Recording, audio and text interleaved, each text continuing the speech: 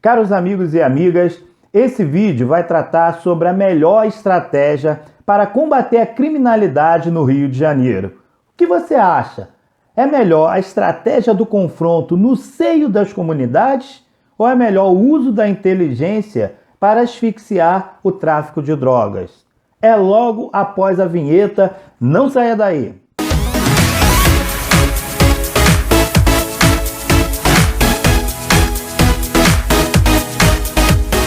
Meus amigos, sejam muito bem-vindos ao canal Francelino Paz. Esse é o quadro Frank News. Conforme eu sempre digo, não é fake news, é Frank News, porque aqui nós somente tratamos de assuntos verdadeiros e devidamente comprovados. Se você está chegando agora ou se você já me conhece, já aproveita, deixa aí o seu like, deixe os seus comentários, faça as suas perguntas, compartilhe esse vídeo e principalmente se inscreva no nosso canal, porque assim você vai estar me ajudando a trazer sempre assuntos relevantes e importantes para você, ok? Sendo assim, sem mais delongas, vamos entrar no assunto sobre a violência no Rio de Janeiro. Em junho de 2020, o ministro Edson Fachin determinou que as polícias somente poderiam fazer incursões nas comunidades do Rio de Janeiro em casos excepcionais e após avisar ao Ministério Público.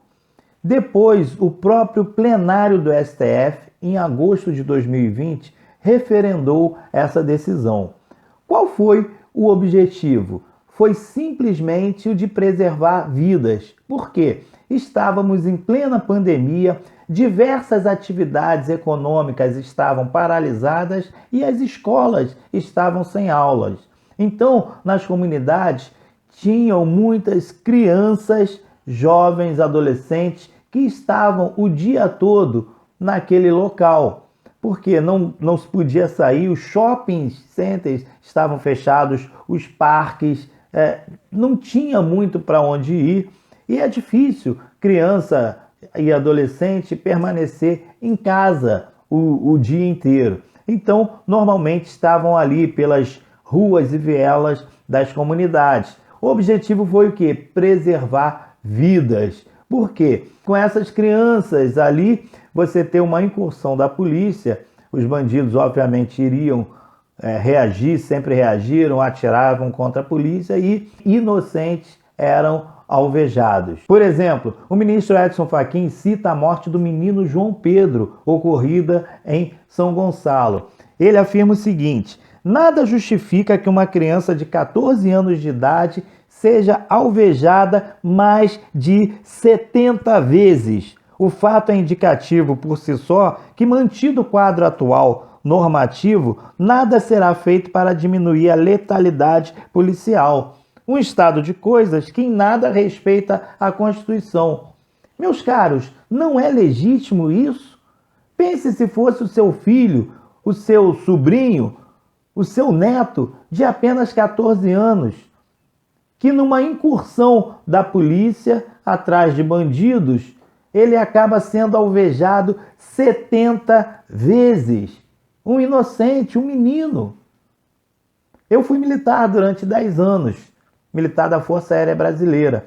E a primeira coisa que eu aprendi lá, nas diversas disciplinas sobre segurança, combate, guerra, a primeira coisa que a gente aprende é: nada vale mais do que um refém. Nada vale mais do que a vida do inocente. Então isso era dito claramente. Entre você capturar um bandido e colocar a vida de um inocente em risco, você preserva a vida do inocente e depois, de alguma forma, você vai atrás do bandido. É a estratégia que a gente vê quando ocorre um assalto e se faz refém num shopping, num ônibus. A polícia não entra atirando. A polícia cerca, negocia, às vezes traz algo que o assaltante, o bandido quer, mas a polícia não entra atirando. Vamos supor, num banco, já aconteceu isso, tem lá vários reféns, a polícia não entra atirando, ela age com inteligência, espera o melhor momento para agir. Por quê? Simplesmente para preservar a vida do inocente.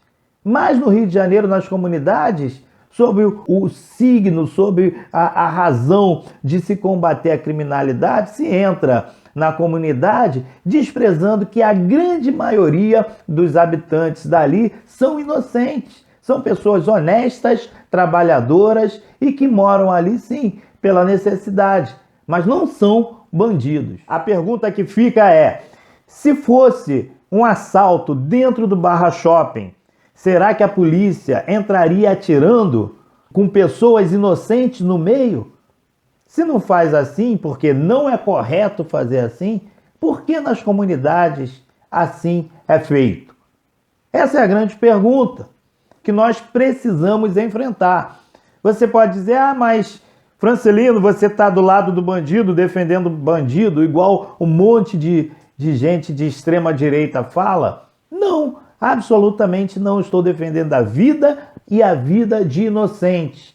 Outra pergunta que podem me fazer: e como então faria para se combater a criminalidade?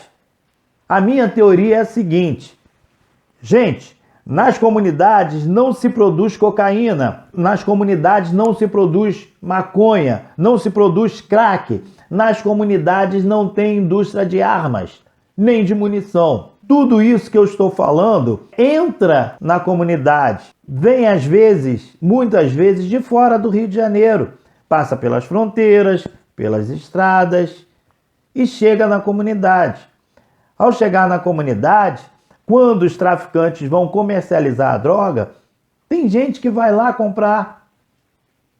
Tem gente que vai lá comprar, inclusive, armas, vender armas. Quem são?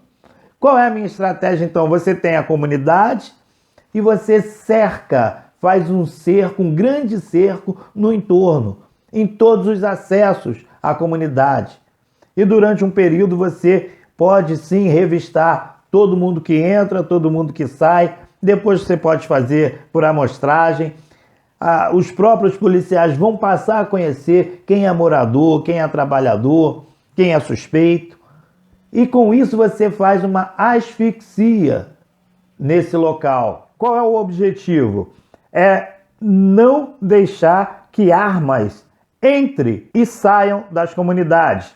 Não deixar que as comunidades, os traficantes que estão ali naquela determinada comunidade, que eles sejam reabastecidos com munição e com drogas. Você asfixia, não entra, revista. Você tem que impedir que aquela boca de fumo receba armas, munição e drogas. E que aquela boca de fumo receba a visita de clientes consumidores. Com isso, os traficantes vão ter armas, vão ter fuzis, vão ter pistolas, vão ter os diversos tipos de armas, porém as munições vão se esgotar. As drogas vão parar de chegar e aí você começa a asfixiar financeiramente aquele comércio de drogas.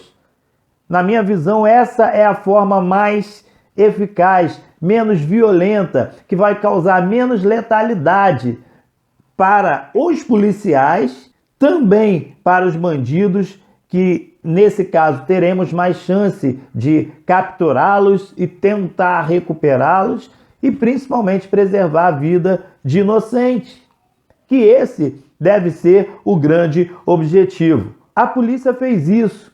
Há cerca de 20 anos atrás, o jornalista Tim Lopes foi morto no Complexo do Alemão.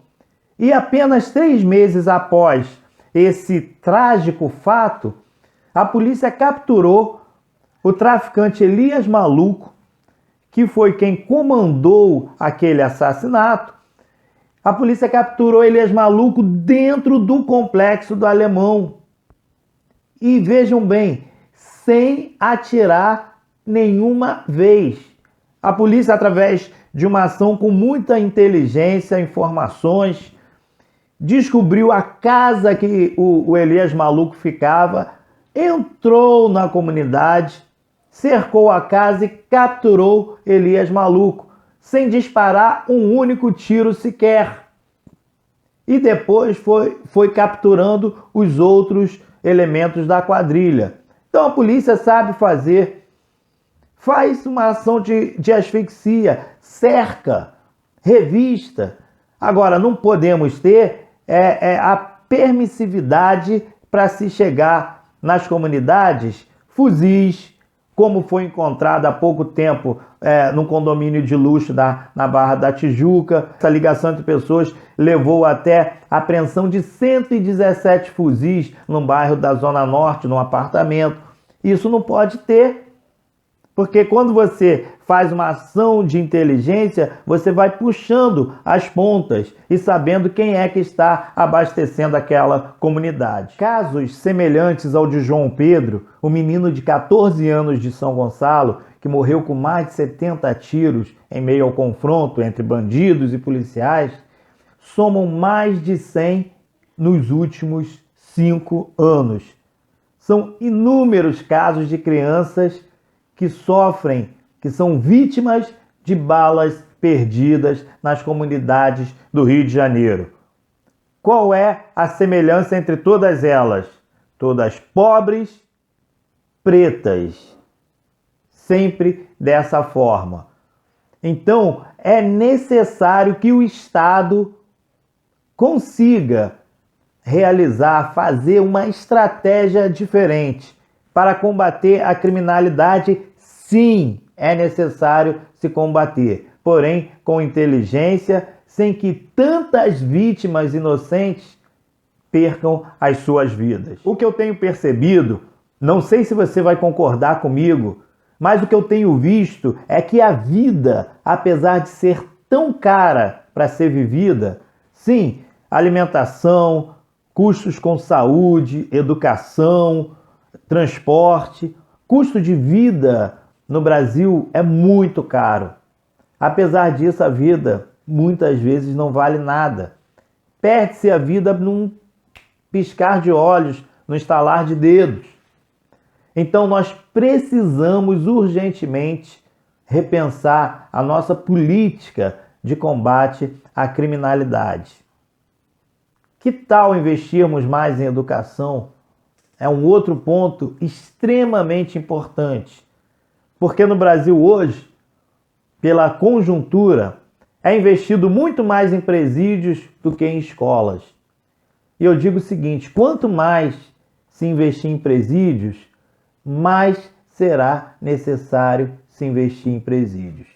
E você, o que você acha sobre esse assunto? Deixa aí o seu comentário, diga se você entende que essa política de confronto no seio das comunidades é eficaz, é boa, ajuda, diminui a criminalidade e os inocentes que morrem. O que vamos fazer para evitar esse tipo de coisa? Deixa aí o seu comentário, deixa o seu like, compartilhe esse vídeo e mais uma vez eu te peço, se inscreva no nosso canal. Nosso objetivo aqui é falar sempre de temas relevantes, temas políticos que nem sempre são amigáveis, mas nós falamos de uma forma muito clara, objetiva, para que você possa formar a sua opinião, o seu juízo de valor. Um forte abraço, até o nosso próximo vídeo.